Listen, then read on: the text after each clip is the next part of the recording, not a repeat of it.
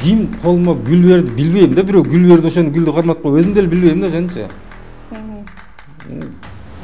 Ал аябай мындай сынга кабылды, неме болду билдим анан. Валюта алмаштырып жүрдүк, валютчик болду. Валютчик деген немем бар эле. Ошондон бери бир дагы ай менин ошо ачкан ишкерлигимен төлөнбөй калган ай жок да, бардыгында төлөнөт. Мен өзүм саясатка келип, саясатты бир көрөйүн дедим. Мыйзамдарды окуйм дедим. Көптөгөн мыйзамдарды үйрөндүм мен бияка келип. Келинчегим үйдө эле окшойт. Келинчегим ошо мага жардамдашып, ошо колума кол, бутума бут болуп, ошо бизнес баштагандан бери эле ошо неметет. Майда барат маселелерди чечип берет десеңиз. Көп маселелерди ошол чечет. Шаардык кеңештин депутаттарында деле ишкерлер көп экен. Эмне үчүн ишкерлер саясий кызматка барышат? Эгерде ишкерлик эркин, эч кимге отчет бербеген, жакшы. Мен 50 жашыма чыккыча саясатка аралашкам да. 51 жашымда төрага болдум. Сиздин саясий кызматыңыз, төрагалык кызматыңыз сиз үчүн анчалык чоң эмес болгон саясий кызмат сиздин ишкерлигиңизди коргогонго кандайдыр бир таасирин тийгизеби?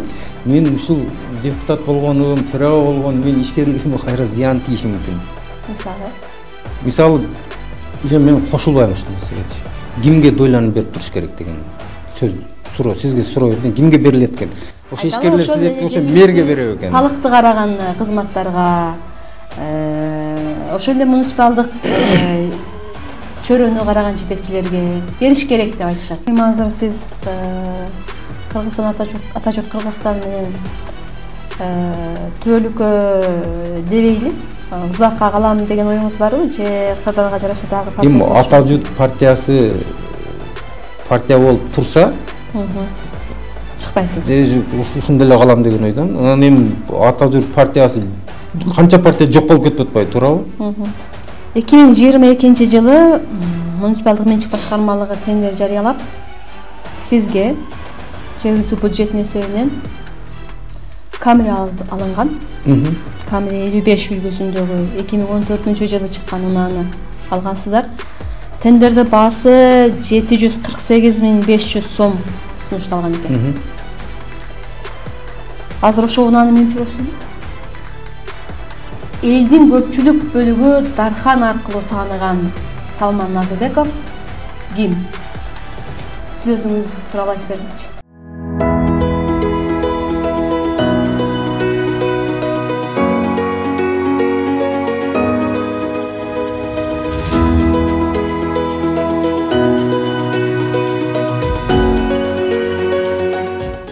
Амансыздарбы, урматтуу теле көрүүчүлөр?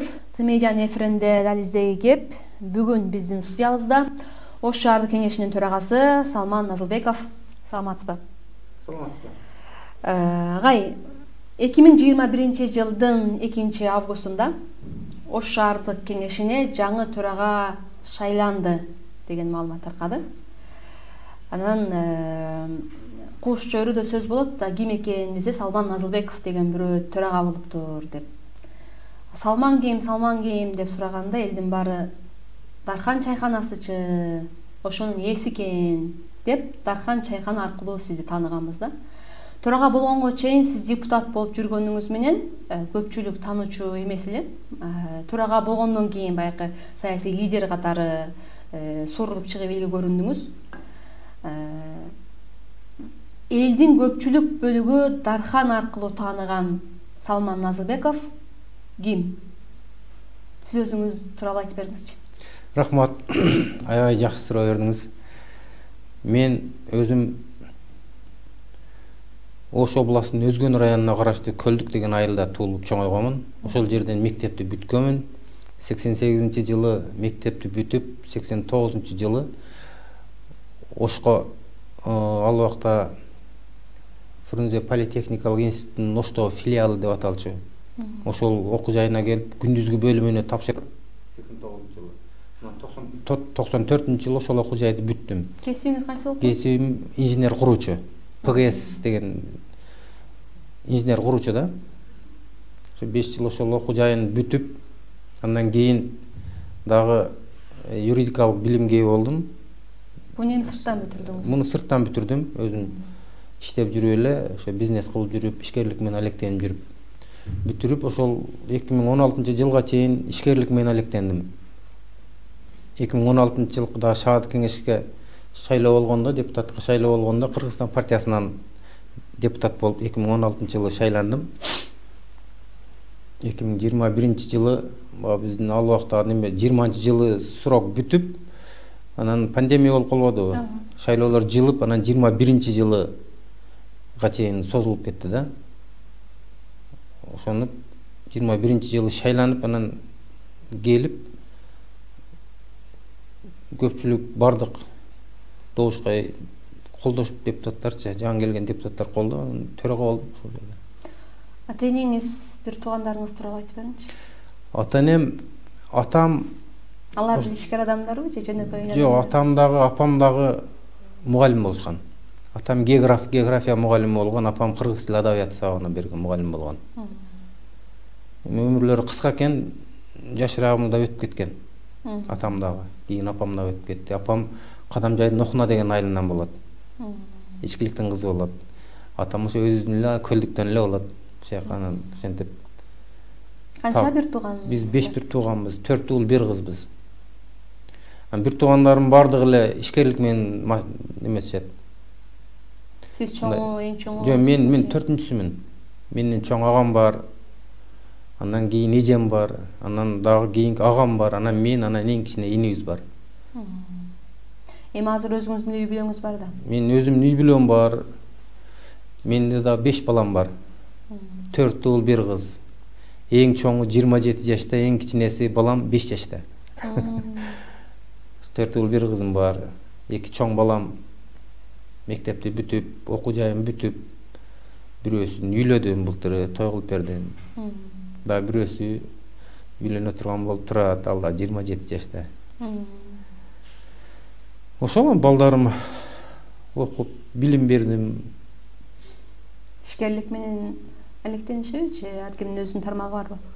Жок, мен үйлөнгөн балам ошо мен мына жерде бизнестерди карайт, ошо ишкерлик менен эметет.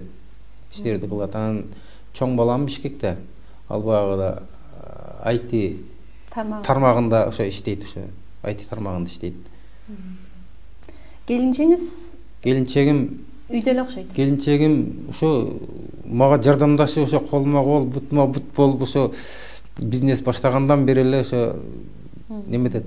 Майда барат маселелерди чечип жүрөт десеңиз. Көп маселелерди ошол чечет.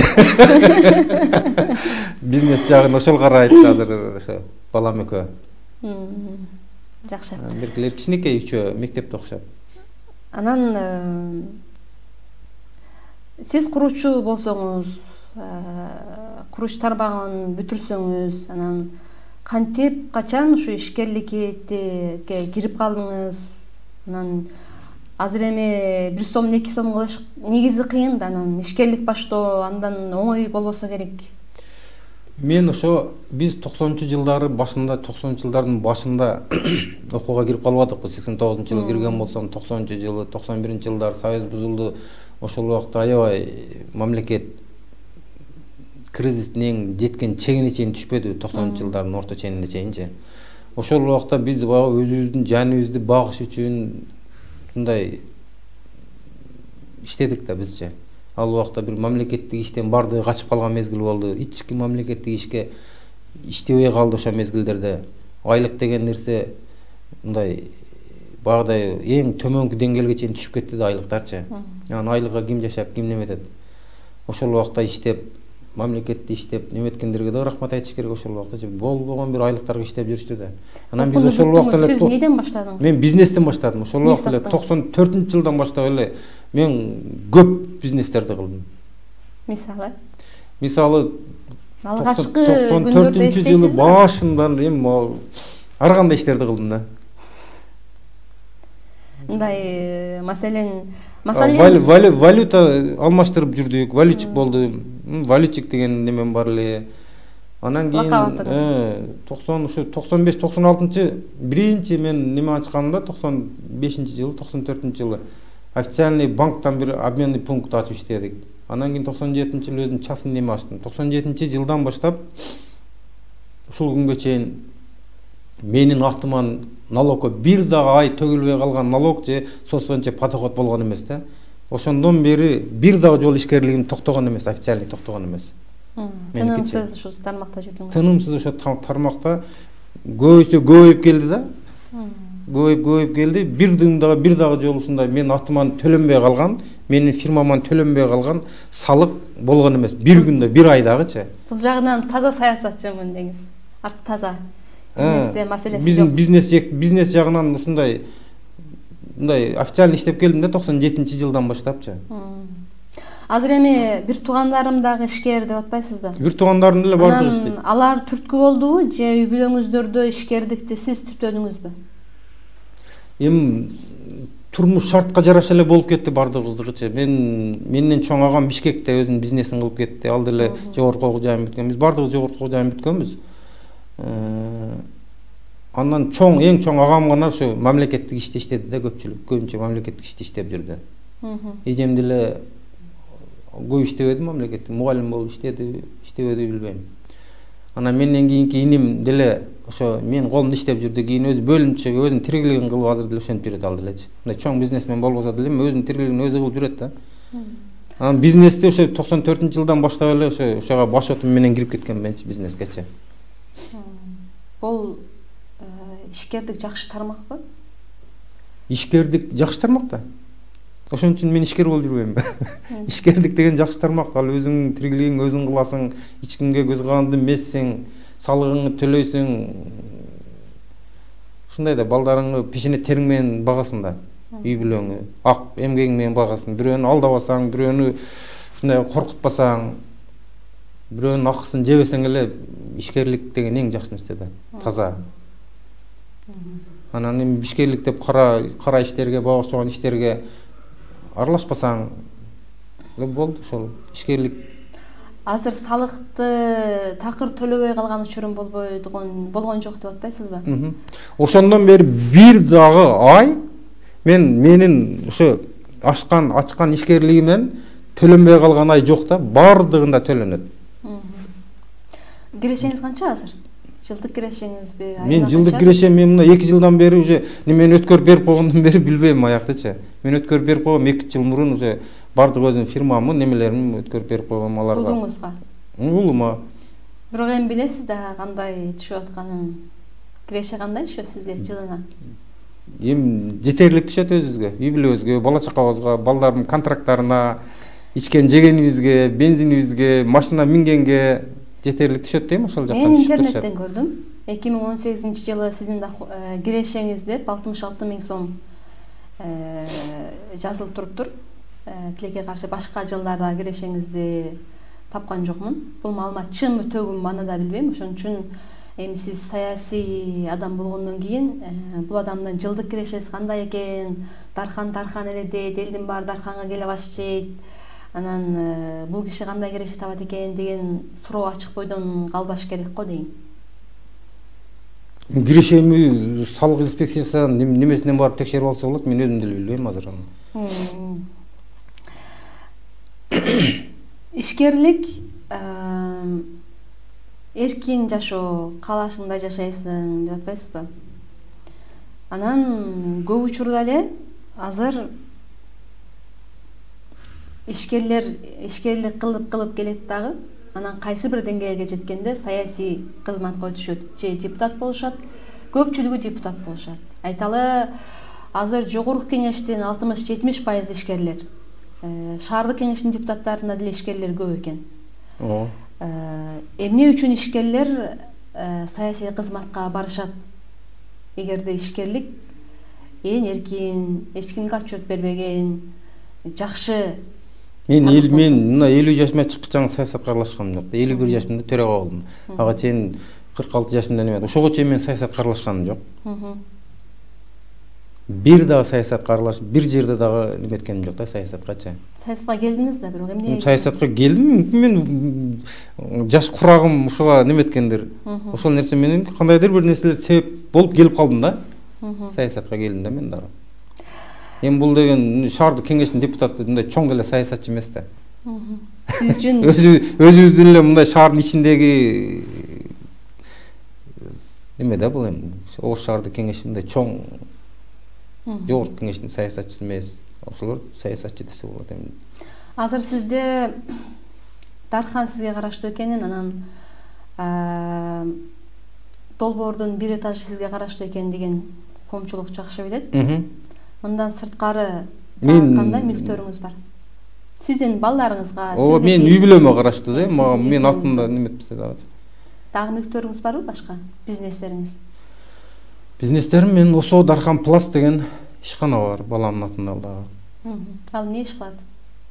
Ал багындай цех алчы. Үйлөрдү жылуулоочу мындай утеплительдерди чыгарат, пенопласт чыгарып немеде. 2011-жылдан бери иштейт ал.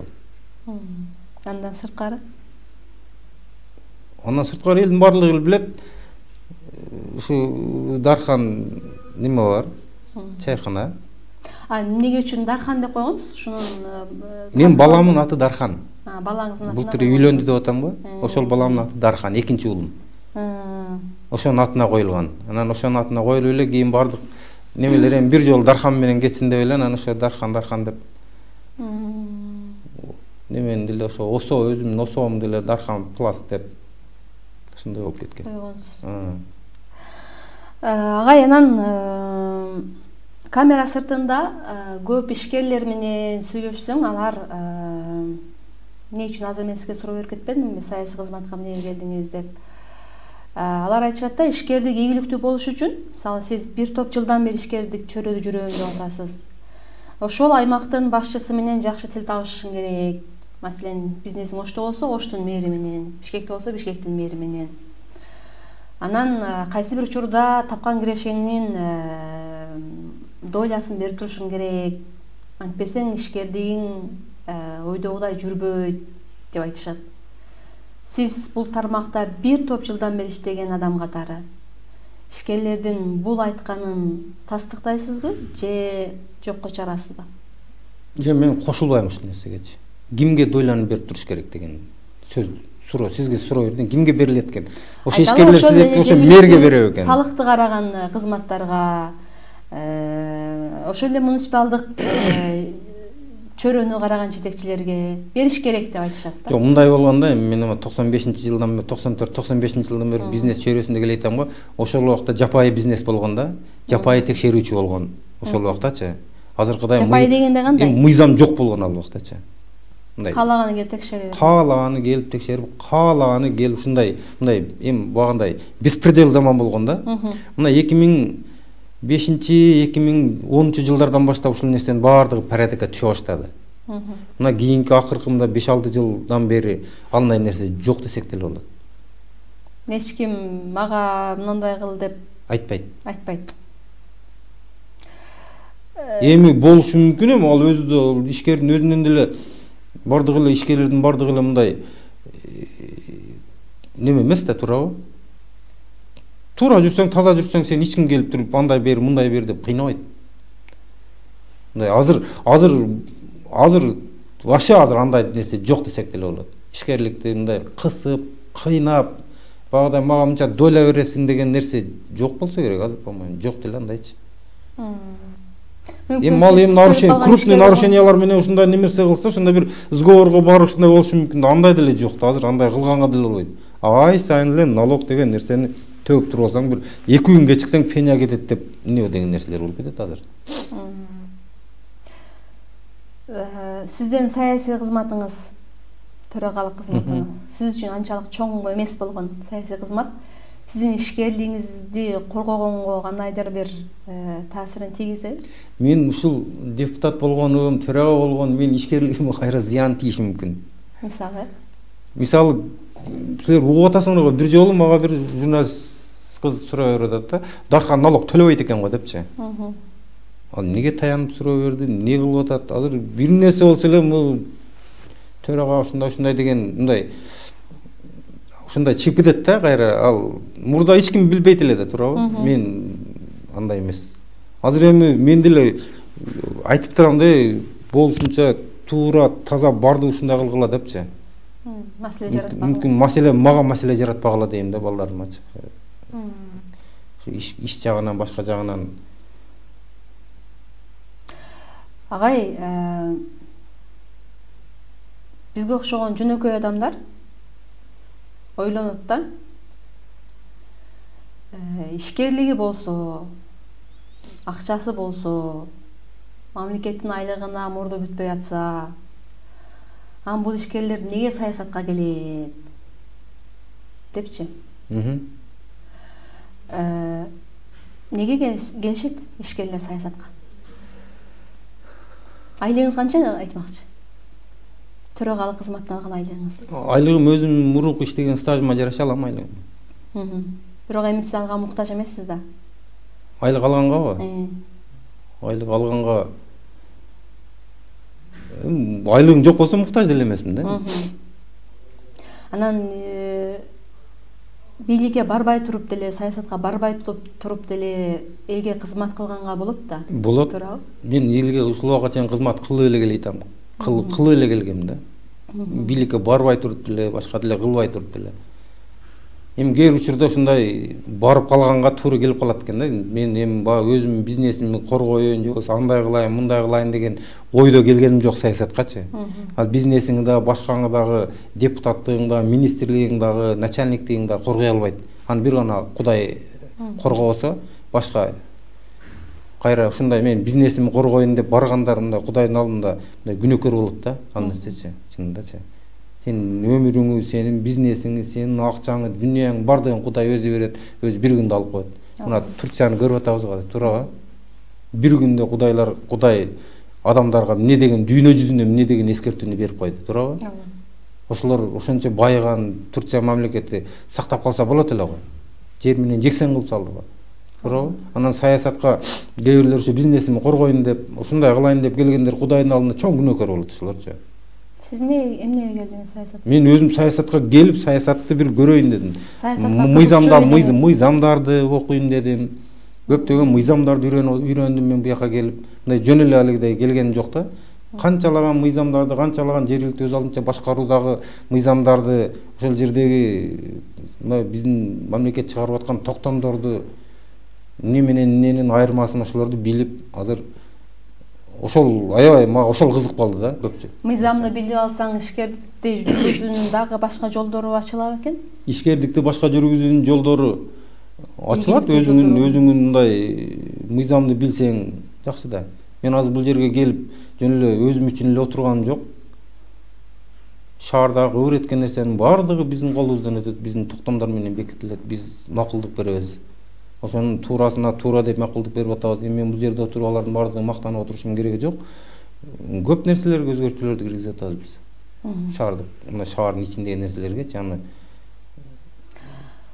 Урматтуу телекөрүүчүлөр, сиздер дализдеги кеп берүүсүн көрүп атасыздар. Берүүнү мен Кенжебек Маматсадык алып баратам. Бүгүн биздин студиябыздын коногу Ош шаардык кеңешинин төрагасы Салман Назылбеков болуп атат.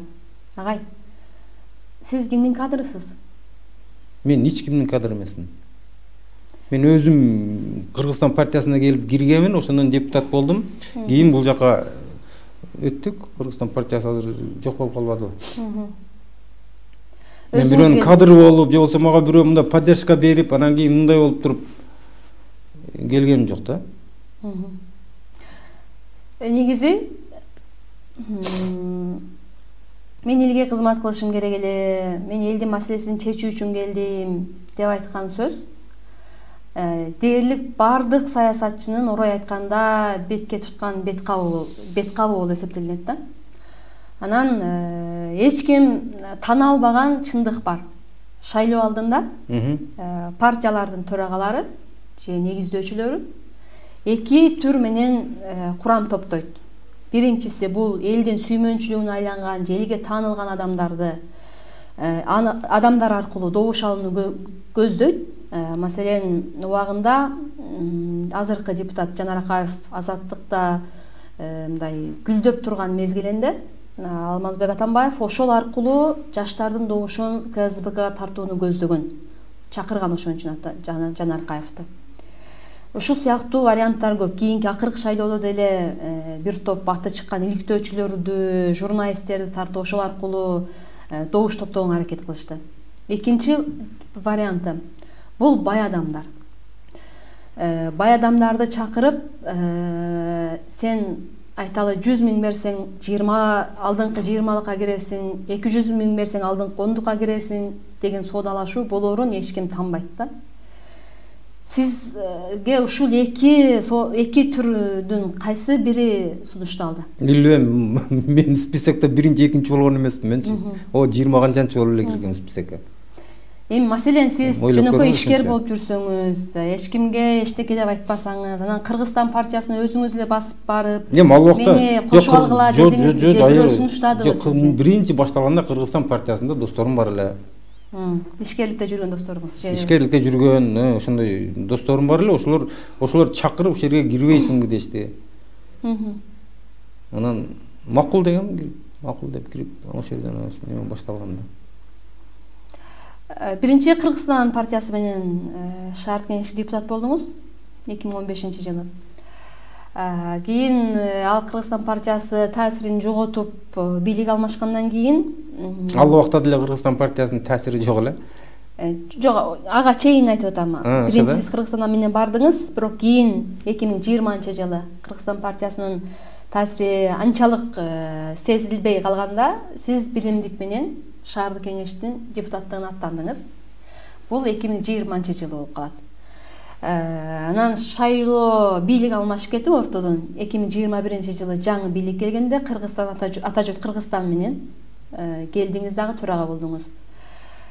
Сиз өзүңүз айтып атасыз, саясатта мыйзамды билейин дедим, окуйун дедим дегениңизге караганда сиз келечекте мындай беделдүү саясатчы болууну көздөгөн адамсыз да. Мындай шартта беделдүү саясатчы болом деген адамдын кырдаалга жараша партияны алмаштырганы туура элеби? Ал убакта партиядагы кээ бир адамдар менен пикир келишпестиктер болуп калышы мүмкүн.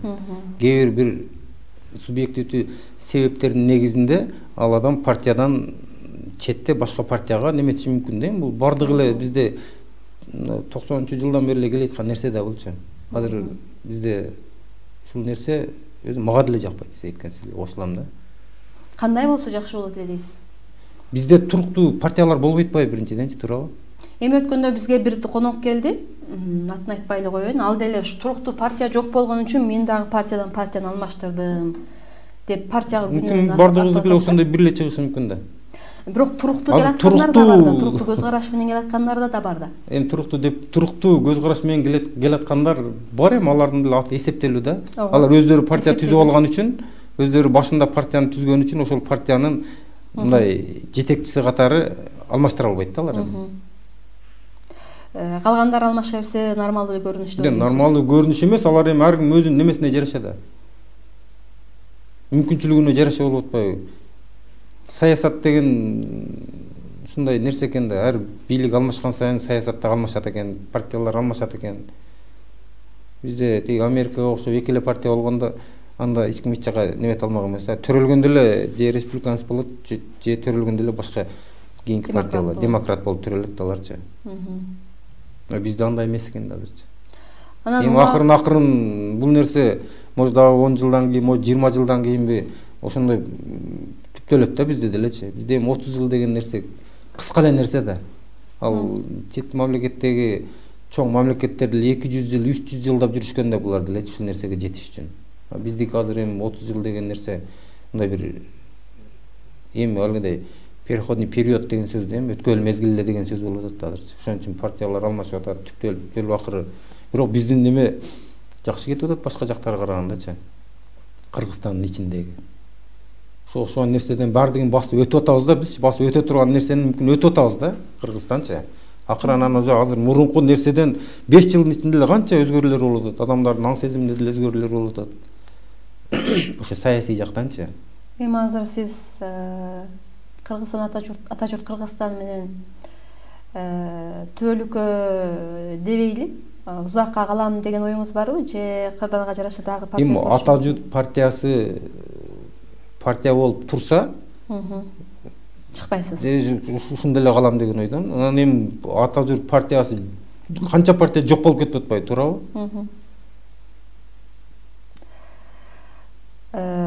Сиз шаардык кеңештин төрагасы болгондон кийин жоопкерчилик күч, жөнөкөй депутаттардан караганда сиздин милдетиңиз дагы, ордуңуз дагы жогоруракта турат. Төрага катары шаардык кеңештин деңгээлин көтөрө алдым деп ойлойсузбу? Анткени көп учурда шаардык кеңештин депутаттары шаарга келген жетекчиге мындай жагалданган, жасаакерленгендей сезилет да сырттанчы. Иш жүзүндө депутат менен мэр эсептешип туруш керек да, депутат талапты коюш керек дагы, мэрден ошо талаптын аткарылышын талап кылыш керек. Бизде ошто көбүнчө депутаттар жасаакерленгендей кырдаал бар да, көз каранды болгондой мэрден.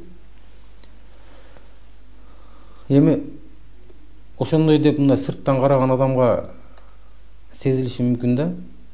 Биз мэриядан чыккан сессияга коюла турган маселелерди баардыгын сессияга чейин туруктуу депутат комиссиялардын кароосунан өтөт да. Анан алар деле мэрия деле шаарга керектүү маселелерди алып чыгат да. Аны биз мыйзам чегинде карап, эгер биз караганга, биз макулдук бергенге мыйзамдуу болсо, биз аны карап, өткөрүп сессияда колдоп беришибиз керек. Анан биз ушинтип колдобой койсок, колдоп берсек эле анан мэрге жагалдангандай болуп калабыз деп тетир иштей берсек, шаарда иш жүрбөйт да, биздин шаарда иш жүрбөйт да. Ар бир токтом, ар бир маселени биз карап чыгып, шаарга пайдасы тие турган нерселер болсо, баардыгын колдоп беребиз. Ал эми мэрге жагалдангандык эмес да, чынындачы. Мэрге мисалы үчүн сессияларда депутаттар аябай катуу сын пикирлерди айтышат азыр биздин депутаттарчы. Эч кимиси мындай мэрге жагалданып корко турган эч кимиси жок да. Анан эле эми кечээ бюджетти деле бекитип бердик. Аны деле жагалданган деп эсептей берсе болбойт да, туурабы? Бюджетте аябай бир жума талкуу болду. Катуу талкуулар болду. Бюджетти карап атканда туруктуу депутат комиссия карап канча кээ бир керексиз ишканалардан немелерин азайттык, кээ бир жетпеген немелерине көбөйтүп бердик, мындай алымча кошумчаларды кылыпчы. Анан акырында кечээ сессияда бардыгын колдоп бердик. Анан билбейм, жагалдангандай, тигиндей, мындай деген сөзгө мен кошула бербейм. Аброю кандай азыр шаардык кеңештин аброю? Шаардык кеңештин аброю эмне сырттан сиздерге билинет да. Менин оюмча аброю жакшы азыр. Биз менен мэриянын кызматкерлери бардыгы эле токтомдор боюнча, башка маселелер боюнча тынбай мындай чогуу биргеликте неметип турушат, эсептешип турушат. Биз менен эсептешип, биз мына маселени кылабыз, мындай кылабыз, тигиндей кылабыз, бул жерге мындай кылган атабыз, колдойсуңарбы силер, туурабы депчи. Анан дагы бир маселе, бизге Ошко жаңы мэр болуп Алмаз Мамметов келгенде, сиз ошол кезде төрага болуп жаңыдан шайланып, чепкен кийгизип, тебетей кийгизип, анан гүл бергениңиз көпчүлүктүн эсинде. Ал кезде аябагандай кызуу талкуу болгон. Эркек кишиге да гүл береби деген сын сөздөр басымдуу болгон. Анан кийин Мамбетов кетип, ордуна Бактыбек Жетигенов келгенден кийин сиз аны кайталаган жоксуз. Ошол өткөн сабак болду окшойт, өткөн окуя. Ал мындай болгон да, 2-август күнү мен да шайландым. 2-август күнү мэр келди, Мамбетов. Анан куттуктап коелу деп биз мэрдин кабинетине түштүк да. Түшүп анан ошону колума берди дейм. Ал убакта мен деле кабинетке кирип отуруп элек болчумун да, өзүм кабинетиме эле кирип немете элекпиз. Ким колума гүл берди билбейм да, бирөө гүл берди, ошону гүлдү карматпай өзүм деле билбейм да, ошончо. Ал аябай мындай сынга кабылды, мындай неме болду, билдим аны мойнума алам менчи. Туура эмес болгон. Анан ошондо ким колума гүл бере коюптур, ким мага ошондой немете койгон билбей атам да азыр. Али күнчө эсиңизде жок. Эсимде жок да. Кандай болду? Кийин талкуу болгондо териштирбедиңизби маселени? Териштирбедим, мен болду, өттү бүттү кетти да. Аны териштиргенде аны мен кайра кайтарып ала элем. Кече мэр келгенде Бактыбек Жетигеновдун Жетигенов келгенде дагы мен ошол күнү ал представление болгондо мен немеге кетип калдым эле, ошол күнү Жалал Абадка кетип келе албадым да. Представлениесине катыша албадым. Эртеси күнү анан төрага болуп туруп кирип койгон деп анан кирип куттуктап анан айттым, кечке гүл издеп таппай койдум дедим. Ал түшүнбөй эле калды кийинчи. Кечке гүл издеп жүрүп келе албадым депчи. Ошо Бактыбек Жетигенов келгенде биз соц тармакта кеп кылып атканбыз, анан Салман Назылбеков гүл издеп жүрсө керек деп. Ошону мен окуп аттым да. Анан түшүнбөй эле калып анан кийин андай отурганыбызды айтсам анан күлүп, анан не өтүп атпай түшүнүп, мен баягы эмнеге гүлдү айтты деп койдум деп түшүнбөй эле калдым эле депчи. Анан айттым ушундай тарых ушундай депчи. Кантип иштешип атасыздар анан кийин? Жакшы, ал биздин алар киши менен мындай арабыз эч кандай мындай неме жок да, талаш тартыш маселе жок. Маслихатташабыз, мындай түшөбүз деп, мындай кылалы, тигиндей кылалы деп эле иштешип атабыз. Эми жакында эле келди ал киши делечи. Мамбетов 1 жылдан кийин эле жумуштан кетип калды. Анан ордуна Жетигенов келди. Анан жергиликтүү бийликтин, мэрдин алмашышы депутаттардын ишмердүүлүгүнө таасир этеби экен?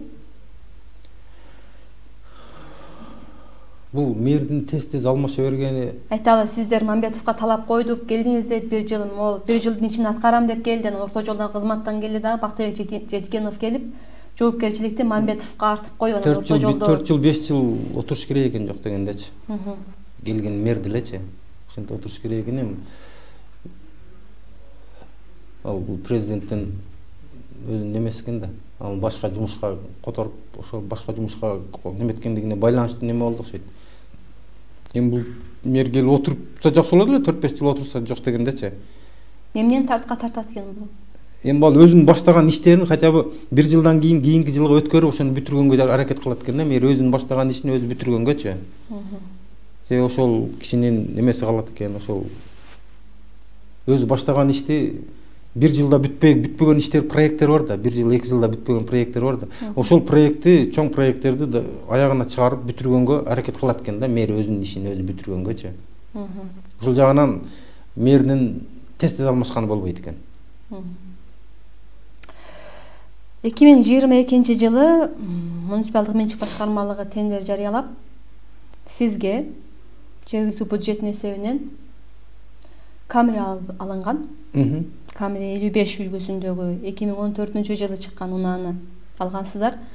Тендерде баасы 748.500 сом сунушталган экен. Азыр ошол унааны менеп жүрөсүзбү? Ал бизде мага алынган эмес алчы. Кызматтык унаа алынган. Кызматтык унаа дагы эсептелбейт. Бизге ал мындай да. Тендерде ошентип маалымат берилген. Жок, ошону туура эмес берилген. Ош шаардык кеңешинде бир гана унаа бар. Мамлекеттин эсебинен берилгенчи. Ош шаардык немесинин эсебинен берилген.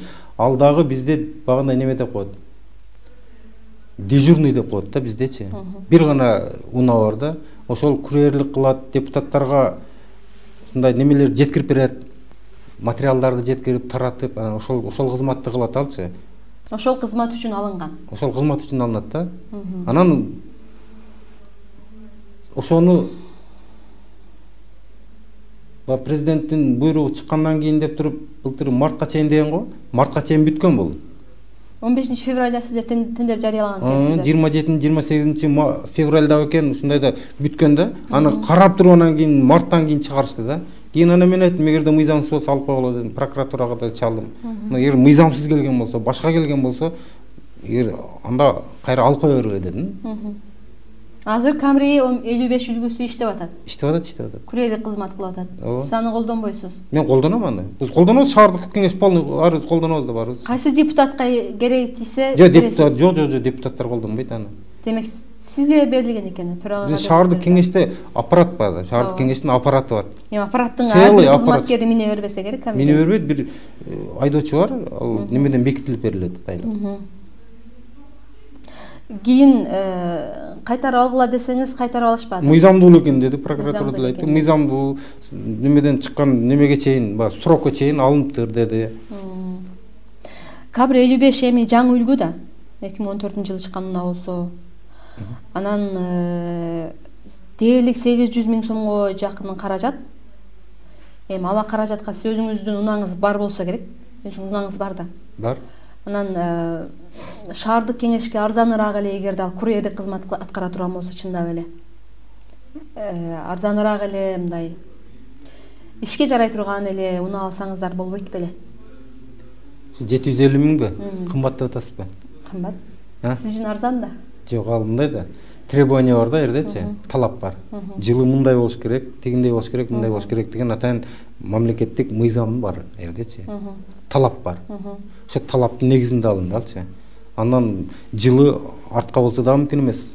Сиздер өзүңүздөр өзгөртө албайсыздарбы ал талаптарды? Жок, биз өзгөртө албайбыз. Макулму, бизге арзаныраак эле унаа керек эле деп. Жок, аны өзгөртө албайбыз. Мамлекеттин менчигиндеги машиналарга биз өзгөртүү киргизе албайбыз. Ошол кезде Салман Назылбеков унааны коомчулуктун көзүнөн, журналисттердин көзүнөн далдоо алып жүрөт деп да айтып жүрүшкөн.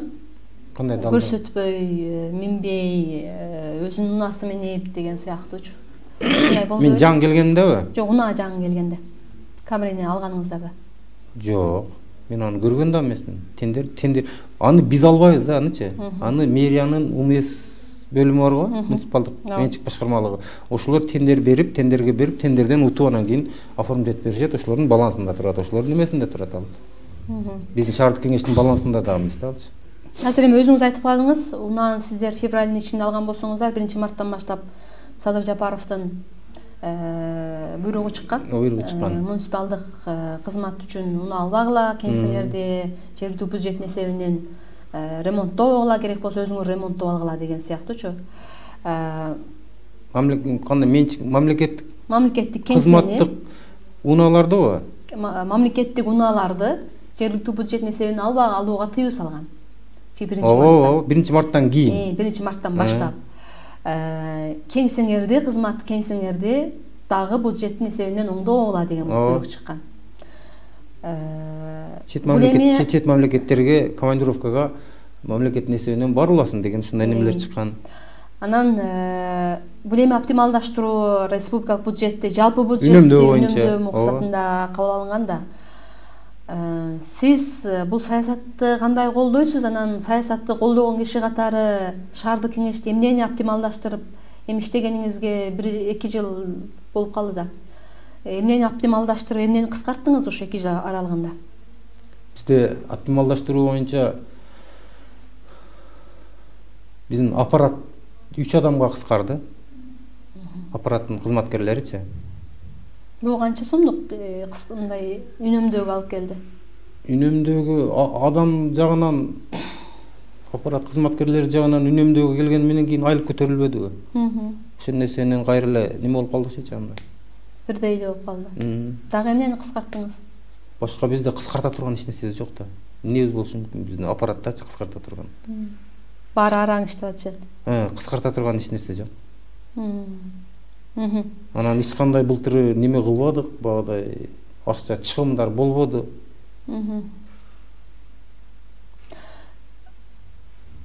Сизге айткан сын көз караштарга кандай реакция кыласыз? Туура реакция кылам. Туура эле айтылабы бардык сындар? Туура айтылганы туура айтылат дейм, туура айтылбаганын туура айтылбайт дейм. Кээ бир жерлерде ашыкча эле сын көз сындар айтылып кетет. Аларга деле мен бирок мындай кайра артынан жазып мындай кылып неметпейм. Артынан эмнеге андай болду, тигиндей болду, мындай болду. Айтыла берет, кала берет. Бул адамды чыйралтабы экен? Сын айтылган сындар. Айтылган сындар го. Эми туура сын айтылса чыйралтат. Анан жок жерден мындай бир нерселерди көө жаба турган болсо анда туура эмес дейм ал. Өзүңүз бирөөлөрдү сындайсызбы? Мен мындай сындаганда сындайм, мындай публично айтып сындабайм бирок. Публично айтып бир жеке адамды мындай элдин көзүнчө багада немеде чыгып алдырып, жеке адамга асыл эч качан мен сын айтып, жеке адамды элдин көзүнчө мындай айтпайм да. Мындай жерде отуруп айтсаң, туура түшүнө турган адамга айтсаң болот, туура түшүнбөй турган адамга айтыштын кереги жок. Себеби адам баласынын табиятында жазылган нерсе да болчу. Сын эч качан адам туура кабыл албайт. Өзүнө айтылган сындычы. Эми 100 адамдан 90 кабыл албайт да, туура кабыл албайт да. Өзүнө айтылган сындычы. Жаман көрөт сын айткан адамды. Адам бул табиятындагы нерсе ойлойм. Ал адамдын жамандыгы эмес же мындай жакшылыгы эмес, ал адам табият жаралганда ошондой жаралган да. Сынды туура кабыл албаган көп да. Биз тараптан берилген сын суроолорду дагы туура кабыл алат деген үмүттөбүз. Сиз айткан 10% адамдардын катарына кирсеңиз керек. Ишиңизге ийгилик каалайбыз. Рахмат. Далилдей кептин бүгүнкү берүүсү аягына чыкты. Убактыңызды келип, суроолордого жооп бергениңиз үчүн, жооп берүүгө аракет кылганыңыз үчүн ыраазычылык билгизебиз. Шаардык кеңештин аброюн бийик көтөрүңүздөр. Шаарды өнүктүрүүгө талап коюп, мээрдин мыкты иштешине түрткү бериңиздер. Ишиңизге ийгилик. Урматтуу телекөрүүчүлөр, Далилдей кептин бүгүнкү берүүсү ушуну менен аягына чыкты. Бүгүн бизде конокто Ош шаардык кеңешинин төрагасы Салман Назылбеков болду. Менимче бүгүнкү маектен кийин шаардык кеңеште кандай адам тескеп атат, кандай адам жетектеп атат, ал кандай адам эле деген суроолорго азын улак жооп алдыңыздар. Амандыкта көрүшөлү.